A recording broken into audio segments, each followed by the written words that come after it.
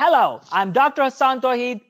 I am here today with a very important topic, and that is how to effectively communicate. How to communicate effectively. I know this is one of the most challenging topics that people often come across with. And I receive so many messages. Even yesterday, I received a message about communication, how communication should be improved. So today we'll talk about this, and let's begin.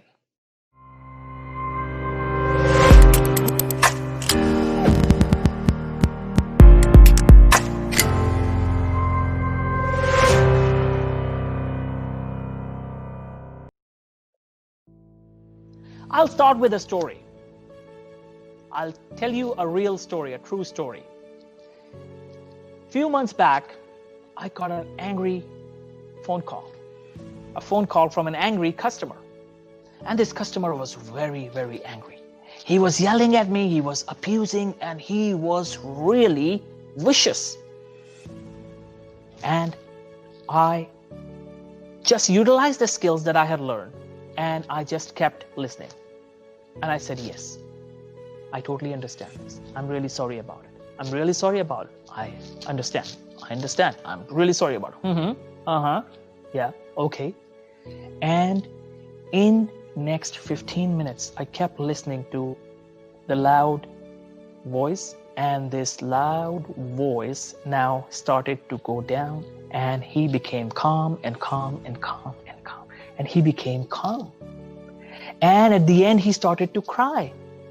And he apologized to me for his behavior. And today, he's a wonderful friend of mine. He's a wonderful friend of mine. I have a wonderful relationship with him, and he is an amazing personality.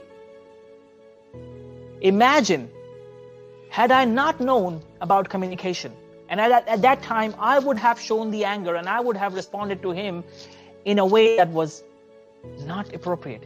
I would have lost this person forever. I would not have any connection with him, and I would have lost a wonderful person and a wonderful friend. But what I did was I utilized the skills that I had acquired over the years, and I'm still in touch with him, and I did not lose the person. And I also understand that he is a wonderful person. It was just a bad time, bad day. And I knew this because of this skill. And I was not good at communication. I was really, really not good at communication. I was a very shy kid. I had ADHD, and I was a person with low self-confidence, a kid with low self-esteem. So I could not speak in front of people. But the good part about communication is that it is a learnable skill.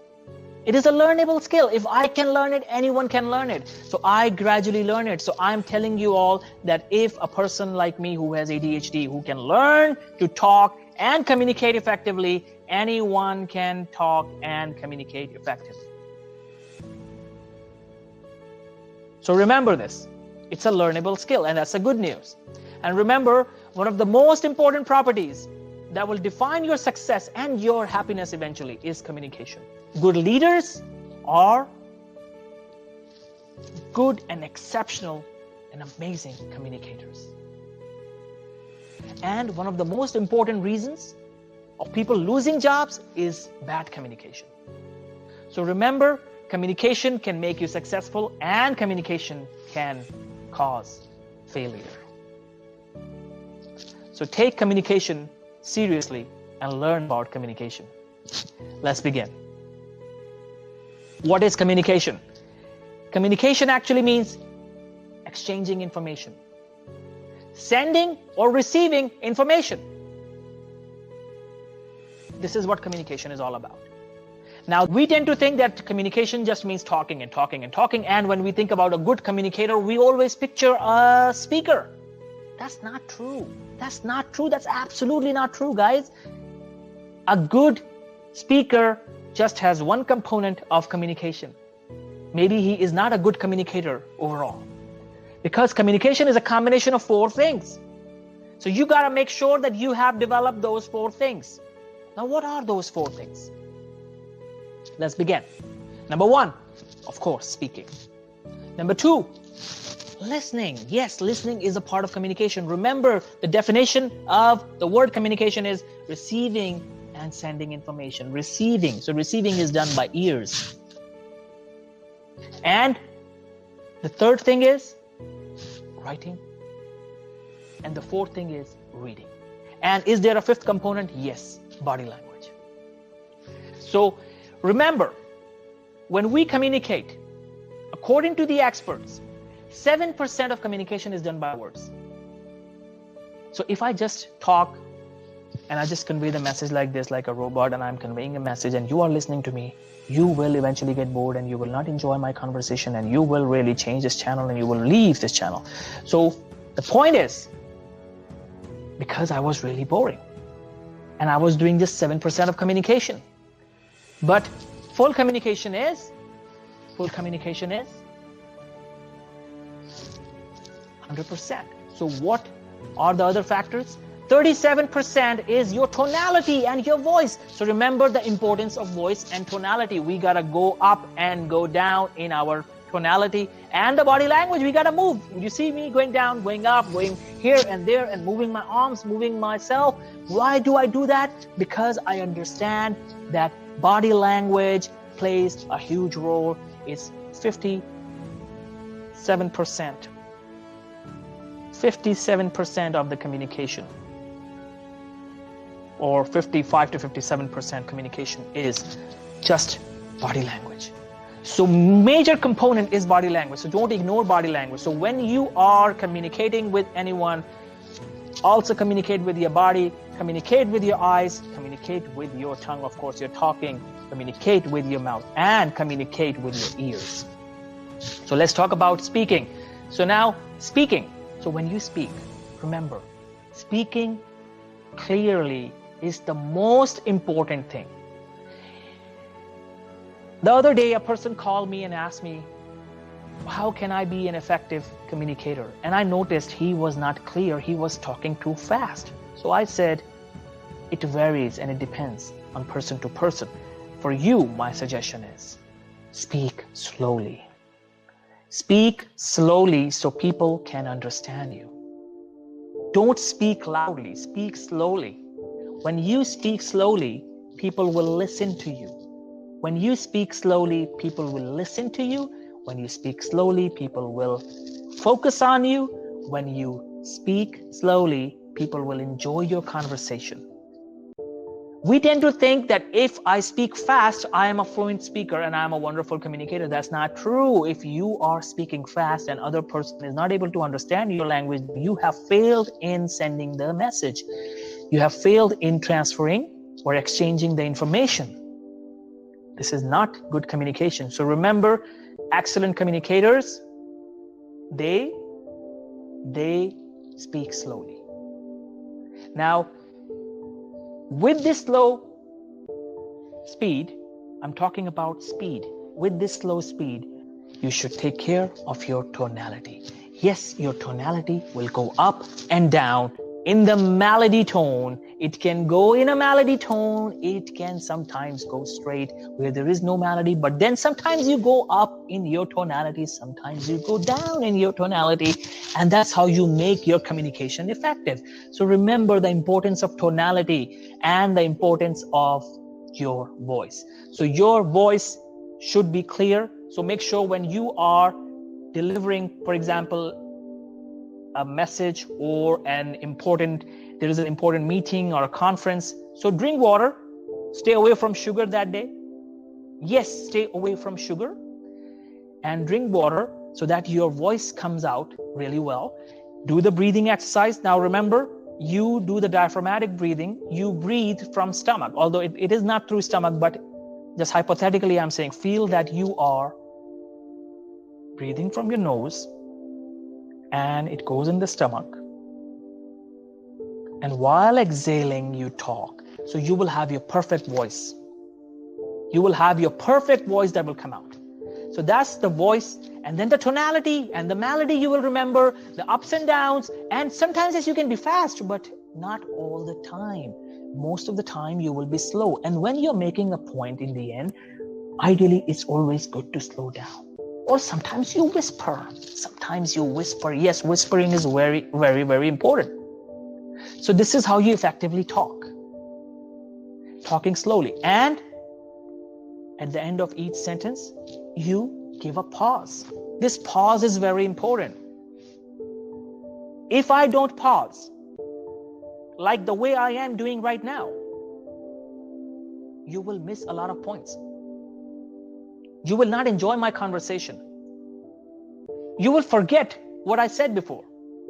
That's why pauses are really important. So what is important about communication? Your voice. So take care of your voice with the breathing exercises, staying away from sugar. And second thing is talk while you are exhaling. The third thing you need to take care of is your tonality. You go up and down. You go up, you get down, you go up. You sometimes are loud, but you sometimes are not loud. Depending upon the situation. Sometimes if you're just talking to one person, you don't need to be loud. Of course, it depends upon the intensity of this topic or subject. That's how you talk. We'll talk about this further in my video on speaking. I'll upload a video on speaking, and you guys will enjoy more about just speaking. So now this is speaking. Now the second most important component, and that I believe is the most important component, is listening. Yes. Remember, communication is not a one-way street. It's a two-way street. Communication is a two-way street. It's like a tennis game. I always tell my students to remember a tennis game. Like, for example, in a tennis game, what does the player do? He throws the ball with the racket, and then the other person is waiting. The other person is waiting, and he responds. What most of us do is, when the other person is throwing the ball, let's say he's speaking, we are moving our racket already. No, you cannot speak until the ball reaches you. Let the other person finish. Let the other person finish and give a pause. Let the other person finish. Remember the game of tennis. Communication is like a tennis game. And somebody who is talking, he's sending the ball to you, and you are at the receiving end. So you have to respond back. So when he is hitting the ball, why are you moving your racket? You don't move your racket. You wait for the person. You wait for that person to hit the ball comes to you, and then you respond. The same thing is with communication. When two people are talking, remember, it's like a tennis game. The other person is talking, he's sending the ball to you in your court. Now, you will hit when the ball comes to you. So when he's done, now you hit the ball. Now you communicate. So the best way to do that is, when the other person is talking, don't interrupt. Just listen to that person with full focus and wait for him to be over, to be finished, and then give a pause. Ideally, I do this pause. 1, 2, 3. In my heart, I count this. 1, 2, 3. This is how we do it. And then I talk. And sometimes when the other person talks, how you make it sure that you really have understood, you ask the person. You ask this person, how do you mean?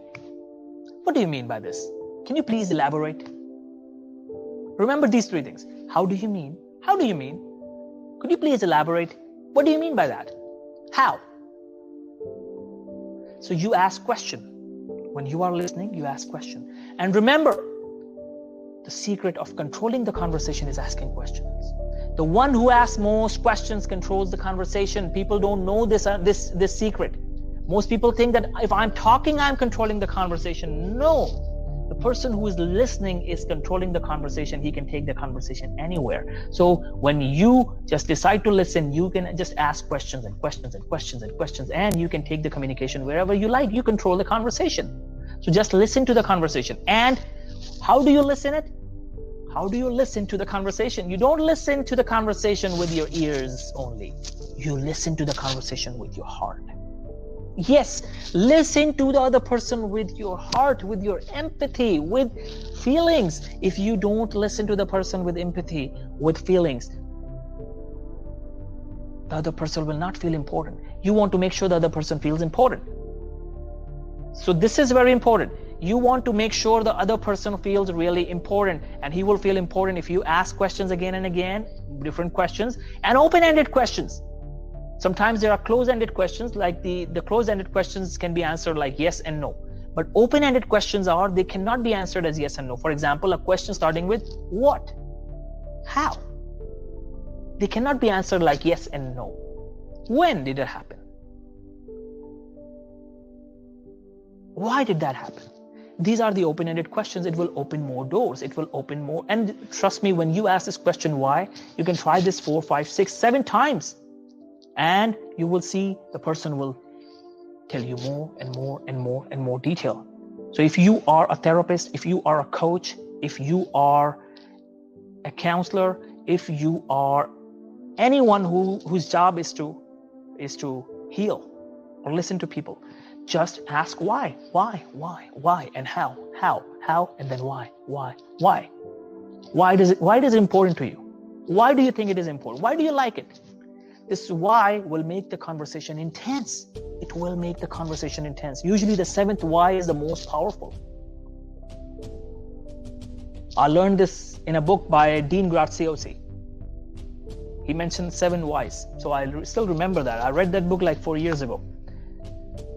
So remember the why, 7 whys, how, open-ended questions, and the more questions you ask, the more the person will open, and you will get more understanding of the other person. Where is he coming from? What is he saying? And when you listen to somebody with heart and emotions, the other person respects you more trust is developed. They will love you and respect you more because you are listening to them, and you have given them the feeling that they are the most important people. They are really, really important to you. This is how the listening is done. And then the writing. So make sure you write something down every day. Just practice writing. And ask other people to read it and ask them to give you a feedback that, can you understand my writing? You want to make sure that you are as clear as you're talking when it comes to writing. Your writing should be as clear as you're talking, if your talking is clear, of course. So start with talking, make it better, and then work on your writing. And then ask the other person to respond to you in a writing manner. Yes. Ask the other person to write something down and read it so that you understand. Are you able to understand written material? Can you read really well? If you can do that, you are a wonderful communicator. Another secret, the bonus tip I'll give you in the end is practice talking every day. Do something every day where you practice talking, and practice listening every day. So deliberately find time to practice talking and practice listening every day with somebody trustworthy. When I have nobody to talk to, I talk to the camera. When I have nobody to listen to, I listen to a YouTube video. I make sure I don't miss anything. And while listening, also sometimes it's good to take notes. People will respect you for that. Nobody will say, why are you taking notes? You ask them, can I take notes while talking to you? Because I'm having a very good and important conversation with you. If it's a patient, of course. If it's a client, of course. If it's a sales meeting, of course. You take notes. People will appreciate that. If you are on a phone call, take notes. Now you're only listening and talking. The other person cannot see your body language. So you have a disadvantage there on the telephone. That's why taking notes is really important, and your tonality now will cover the missing part of your body language.